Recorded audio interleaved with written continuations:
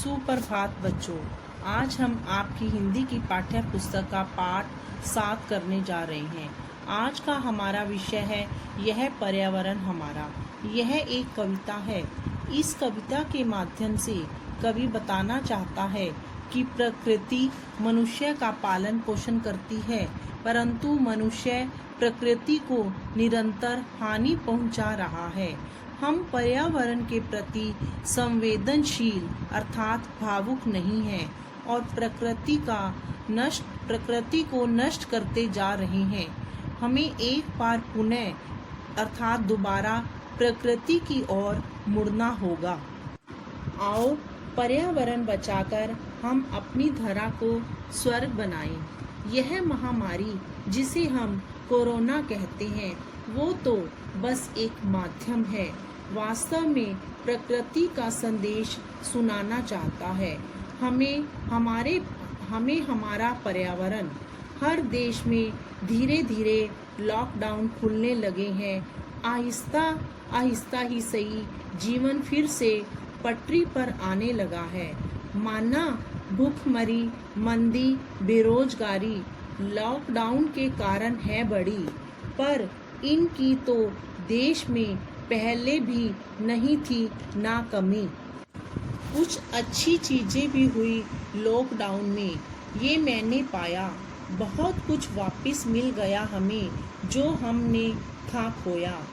एक दूजे के साथ इतना वक्त बिताया और फिर लौट आया फिर से वही बचपन।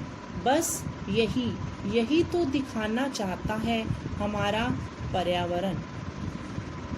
हमको जीवन देता है यह पर्यावरण हमारा, इसे नष्ट करने से होगा जीवन नष्ट हमारा। अर्थात यह हमारा पर्यावरण हमें जीवन देता है, इसे नष्ट करने से हमारा खुद का जीवन संकट में पड़ जाएगा और नष्ट हो जाएगा। अज्ञानी हम ज्ञान राशि औरों को बांट रहे हैं, उसी डाल पर बैठ उसी को जड़ से काट रहे हैं। हम अज्ञानी अर्थात मूर्ख बनकर दूसरों को ज्ञान बांट रहे हैं और जिस पेड़ की डाल पर बैठे हैं उसी पेड़ को जड़ से काट रहे हैं। अर्थात अपने आश्रय को खुद ही नष्ट कर रहे हैं और अपने पैरों पर कुल्हाड़ी मार रहे हैं। प्रकृति माँ ने पाला हमको, अपना दूध पिलाकर उसको ही पीड़ित करते हम कन कन जला जलाकर। अर्थात जिस प्रकृति ने हमें माँ बनकर पाला है, अपना दूध पिलाकर बड़ा किया है, अर्थात प्रकृति ने हमें रहने के लिए धरती, नदियों से पानी, वृक्षों से फल फूल व ईंधन आदि दिया है। उसी धरती माँ को हम दुखी करके उसके कण कण को जलाते हैं। सोचो फिर कैसे हो पाएगा कल्याण हमारा, इसे नष्ट करने से होगा जीवन नष्ट हमारा। सोचो इस धरती माँ का दोहन करके हमारा कल्याण अर्थात भला कैसे होगा। इस पर्यावरण को नष्ट करने से हमारा खुद का जीवन नष्ट हो जाएगा। पेट फाड़कर पर्वत का हम पत्थर बजरी लाते, काट काट कर लकड़ी जग को नंगा करते जाते। अर्थात पहाड़ों को खोदकर हम वहां से पत्थर बजरी, पत्थर के छोटे छोटे टुकड़े लाते हैं। हम पेड़ों की लकड़ी काट काट कर जग अर्थात इस दुनिया को नंगा करते जा रहे हैं। नंगे पर्वत और किसी की क्यों कर शर्म करेंगे, निश्चित हमें भोगने होंगे जैसे कर्म करेंगे। नंगे पर्वत अर्थात बिना पेड़ों के पहाड़ और किसी की शर्म क्या करेंगे। हमने जैसे काम किए हैं वैसा ही फल हमें भुगतना पड़ेगा। कुदरत को अपमानित कर कैसे हो मान हमारा, इसे नष्ट करने से होगा जीवन नष्ट हमारा। कुदरत अर्थात प्रकृति को अपमानित करके हमारा मान या हमारी इज्जत कैसे हो सकती है। इससे यानी पर्यावरण को नष्ट करने से हमारा जीवन नष्ट हो जाएगा। धरती माँ ने अन्न फूल फल देकर हमको पाला, रस बरसाते सूर्य चंद्रमा देकर हमें उजाला। इस धरती माता ने हमें अनाज फूल फल देकर हमारा पालन पोषण किया है। सूर्य और चंद्रमा हमें उजाला अर्थात प्रकाश देकर हमारे जीवन में रस बरसाते हैं अर्थात हमारे जीवन को आनंदमय बनाते हैं। पवन प्राण बन संयम हमारी श्वासों में बहते हैं।